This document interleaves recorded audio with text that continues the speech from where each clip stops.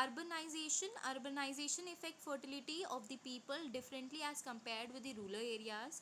Fertility declines with urbanization. Fertility declines with urbanization, ऐसा क्यों कहा गया है?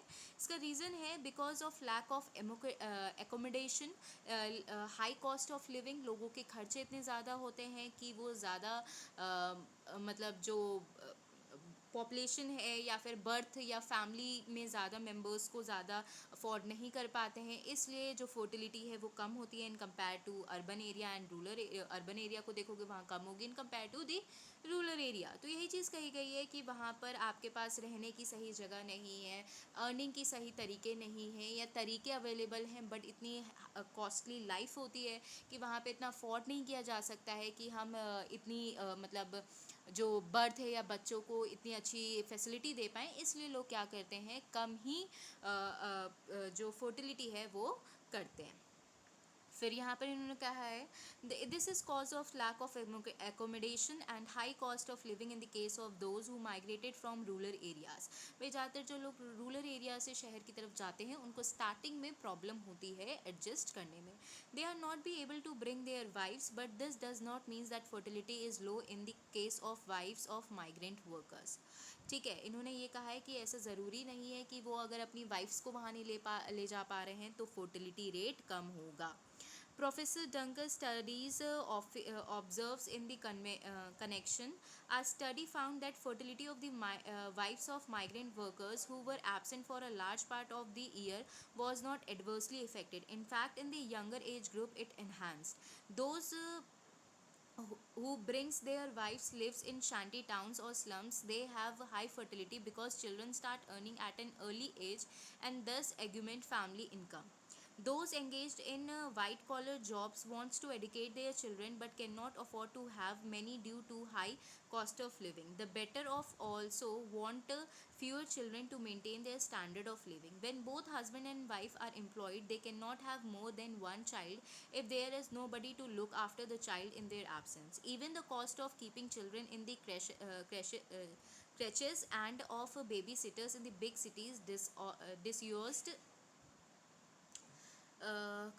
Them to have another child. तो इन्होंने यहाँ पर बात कही है, पूरे इन्होंने फैक्टर्स को एक्सप्लेन कर दिया है. इन्होंने यहाँ पे कहा है कि भाई अगर हम बात करें पहले उन वर्कर्स की जो अपनी वाइफ को नहीं लेकर आते हैं इन दी सिटी और इन दी अर्बन एरिया, तो ऐसा नहीं है कि अगर उनकी वाइफ उनके साथ नहीं है तो हम वहाँ का उनका जो फर्टिलिटी रेट है वो बढ़ नहीं रहा है या उनका फर्टिलिटी रेट कम हो जाता है. ये कहते हैं कि अगर यंगर एज ग्रुप की बात की जाए तो फर्टिलिटी रेट उतना ही रहता है जो नॉर्मल कंडीशन में उनका रहेगा अगर वो रूरल एरिया में है या अर्बन एरिया में आते हैं.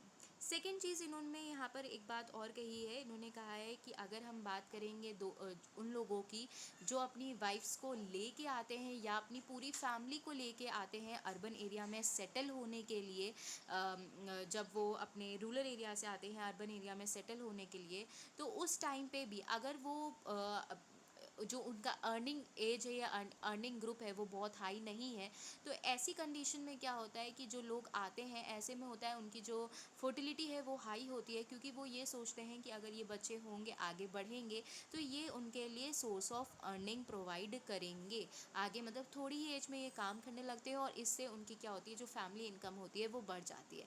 इस सोच में उनके यहाँ जो फर्टिलिटी रेट होता है वो हाई होता है.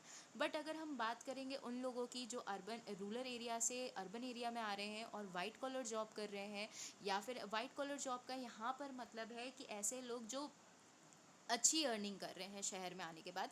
ऐसा ज़रूरी नहीं है कि रूरल एरिया से आके इंसान सिर्फ अनस्किल्ड वर्क करता है. बहुत से लेबर ऐसे होते हैं जो स्किल्ड लेबर का काम करते हैं, गवर्नमेंट जॉब करते हैं या फिर प्राइवेट जॉब हाई पोस्ट पे करते हैं क्योंकि एजुकेशन होती है उनके पास. तो ऐसे भी लोग जो आते हैं जो एजुकेटेड होते हैं, नॉलेज होती है, तो उनका जो स्टैंडर्ड ऑफ लिविंग होता है वहाँ पे उनके यहाँ जो फर्टिलिटी लेवल होता है वो कम होता है. वो इसलिए होता है क्योंकि वो अपने बच्चों को एक अच्छा एजुकेशन का इन्वायरमेंट देना चाहते हैं, अच्छी लिविंग देना चाहते हैं. इस वजह से वो क्या करते हैं, जो फर्टिलिटी है उसको कम रखते हैं. मतलब जो नंबर ऑफ़ चिल्ड्रन है उनको कम रखते हैं, मतलब 1 या 2 रखते हैं.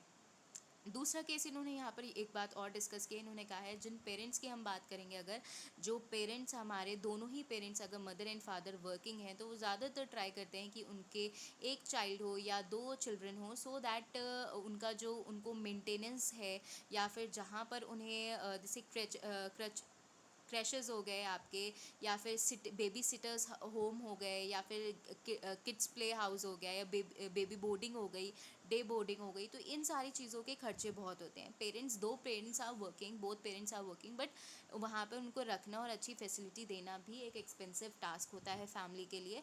तो इसलिए यहाँ पर ये बात कही गई है कि वो लोग ट्राई करते हैं कि जो उनकी फर्टिलिटी है वो कम ही रहे, मतलब नंबर ऑफ़ चिल्ड्रन की बात यहाँ पर हो रही है। यहाँ पे अगर फर्टिलिटी की बात कह रहे हैं, तो इन्होंने बर्थ ऑफ चिल्ड्रन की बात की है, नंबर ऑफ बर्थ की बात कर रहे हैं यहाँ पर, ठीक है।